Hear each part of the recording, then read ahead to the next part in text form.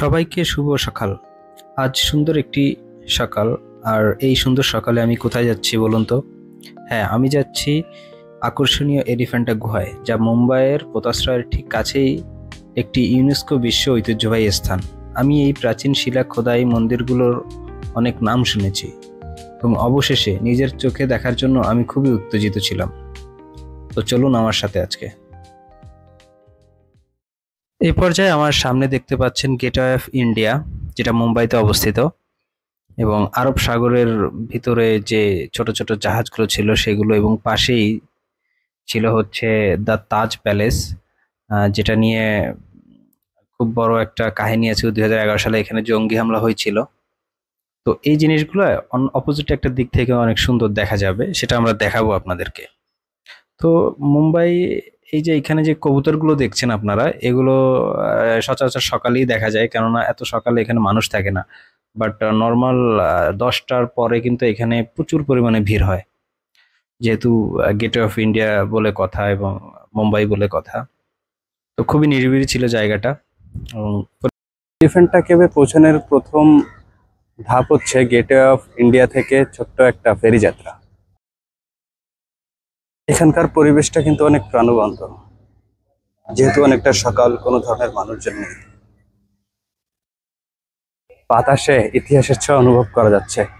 R gateway of India আর তাজমহলের এই যে আকাশ ছোঁয়া এক দৃশ্য, এটা তো অসম্ভব সুন্দর।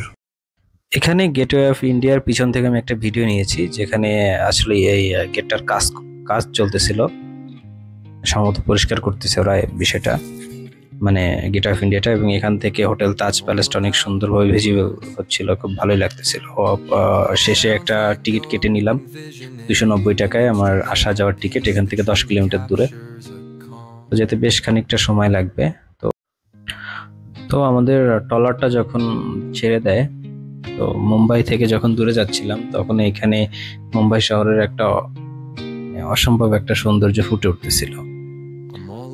তো আমি কিছু কিছু দৃশ্য দেখানোর চেষ্টা করেছি, যেহেতু ট্রলারের ভিতর থেকে। আর যে পরিমাণে গরম ছিল, আমি যেদিন গিয়েছি সেই দিন এখানে রানিং নাও তাপমাত্রা ছিল হচ্ছে 42 ডিগ্রি সেলসিয়াস। তো দূর থেকে আমরা জাহাজের যে মালামাল নামানোর জন্য যে ওরা জেটিগুলো তৈরি করছিল ওই আরব সাগরের ভিতরে, সেগুলো দেখার চেষ্টা করছিলাম। এবং এলিফ্যান্টা কেভে যাওয়ার সময় অলরেডি 2-3টা দ্বীপ আপনার চোখের সামনে ভাসবে।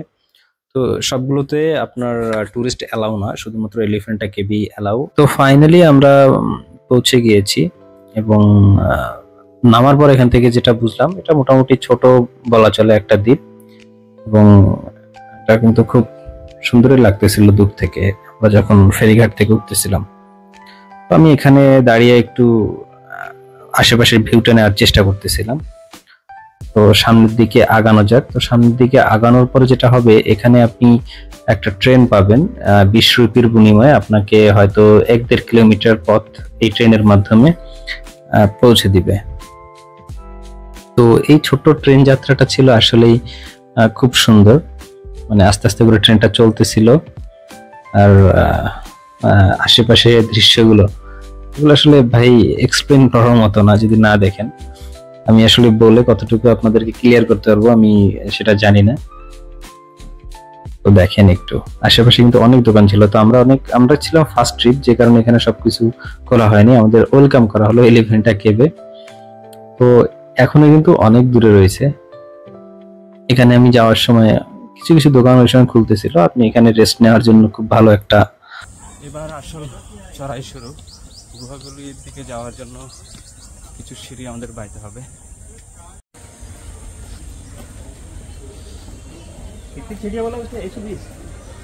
এটা আসলে অনেক কঠিন, কিন্তু গুহাগুলির প্রাচীন নিদর্শন দেখার আকাঙ্ক্ষা আমাকে সব বাধা অতিক্রম করতে সাহায্য করছে। এমন 120টা সিঁড়ি বেয়ে আমাকে উপরে যেতে হবে, এত বড় পাহাড়। সঙ্গেই থাকুন। কষ্ট করেছিলাম হায়দ্রাবাদের গোলাকান্ডা ফোর্টে, আর এটা সত্যি অনেক গরম এখানে, আর খুব কষ্ট হচ্ছে। ওয়াও, শুধু ওয়াও। এটি প্রধান গুহা। এবং এটি একেবারেই শ্বাসরুদ্ধকর। এই বিশাল মানে গুহাটি ভিতরে তিনটি মুখ, মানে তিনটি প্রধান মূর্তি রয়েছে হিন্দুদের। এটা হচ্ছে ব্রহ্মা, বিষ্ণু এবং শিব। আমি যদিও এদের ভালো করে চিনতে পারিনি, তো যতটুকু জানতে পেরেছি এখানে জিজ্ঞাসা করে, তো এদের এই তিনটি মুখ তিনটি জিনিস হচ্ছে নির্দেশ করে। সেটা হচ্ছে সৃষ্টি, স্থিতি এবং ধ্বংস। এই তিনটে জিনিসের প্রতিনিধিত্ব করে। আর এখানের শিলা খোদাই শিল্পের বিশালতা আর কারুকার্য একেবারে অবিশ্বাস্য।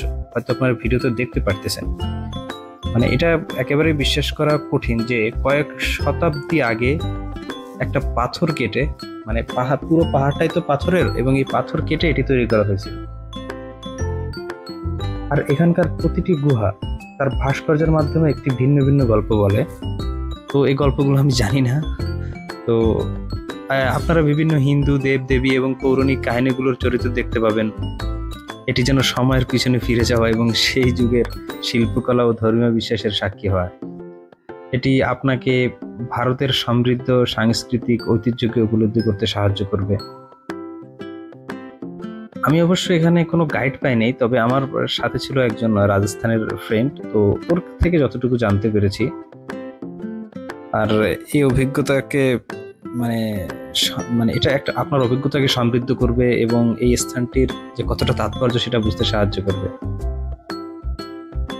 আর আমি এক এক করে এখানে প্রায় 3-4টা কেবি আমি গিয়েছি এবং সবগুলোই কিন্তু অসম্ভব লেভেলের সুন্দর ছিল।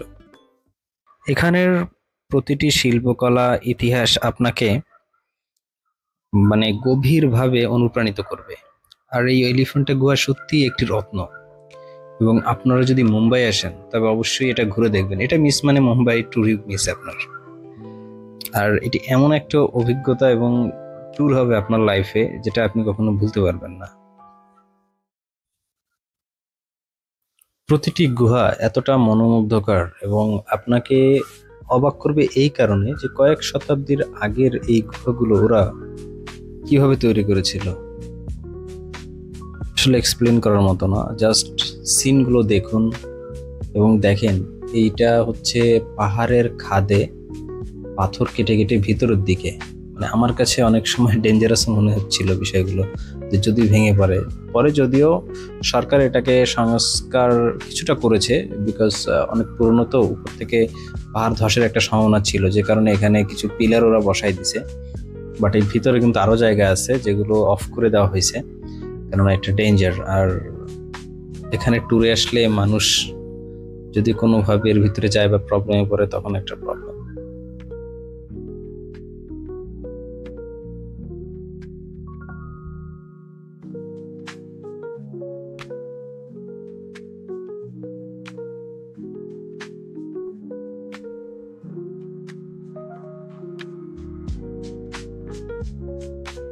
মোটামুটি 4-5টা কেপ দেখার পরে এই আইল্যান্ডটার দ্বীপটার আর কি একটু আশেপাশের দৃশ্যগুলো দেখার জন্য অন্য একটা রাস্তা দিয়ে আমি সাগরের দিকে হেঁটে যাচ্ছিলাম। তো আমার সাথে আমার এই ফ্রেন্ডটাই ছিল।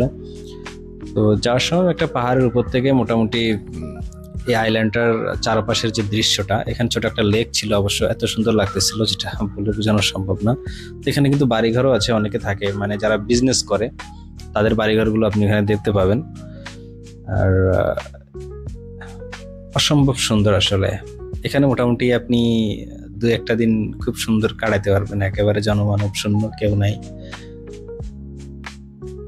এরপরে একটা রাস্তা দিয়ে যখন যাচ্ছিলাম, তো এখানে কিন্তু রাস্তার পাশে যে গাছের পাতাগুলো ঝরে পড়ে থাকে না, এটা আপনি যখন খালি চোখে দেখবেন আপনাকে একেবারে অবাক করে দিবে। হ্যাঁ, তো এটা হচ্ছে আমার লাইফের ফার্স্ট টাইম কোনো আইল্যান্ডের মানে একটা অভিজ্ঞতা, এক্সপিরিয়েন্স নেওয়া। যদিও আমাদের দেশের সেন্ট মার্টিন আইল্যান্ড আছে, বাট আমি কক্সবাজার অনেকবারই গিয়েছি, বাট আমি কখনো সেন্ট মার্টিনে যাইনি। তো আমার লাইফে বলতে পারেন এটা আমার ফার্স্ট এক্সপিরিয়েন্স কোনো দ্বীপে গিয়ে। তো মোটামুটি সমস্ত কিছু দেখার পরে আমার আসলে ফিরে যাওয়ার টাইম হয়ে গেছে। তো আজকের দেখা শিল্পকলা, ইতিহাস আর এই দৃশ্যগুলো আমাকে মোটামুটি গভীরভাবে অনুপ্রাণিত করেছে। আর এলিফ্যান্টা গুহা বলেন বা আইল্যান্ড বলেন, এটি একটি রত্ন। ঠিক আছে। তো মুম্বাই আসলে অবশ্যই ঘুরে দেখবেন, আর এখানের অভিজ্ঞতা কখনোই ভোলার মতো না। আর এখানের ফেরি যাত্রাটা মানে ট্রলার যাত্রাটা আপনাকে কিন্তু অবিশ্বাস্য এক আনন্দ দিবে। এখানে ঢেউগুলো খুবই মারাত্মক লেভেলের। আমাদের অলরেডি একটা সময় ওরা কিন্তু পোশাক পরাই দিছিল। তো এটাই ছিল আজকের মোটামুটি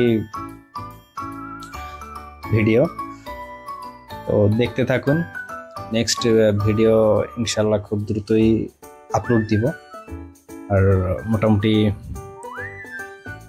ভালো থাকবেন, ভালো রাখবেন। আজকের মতো বিদায়।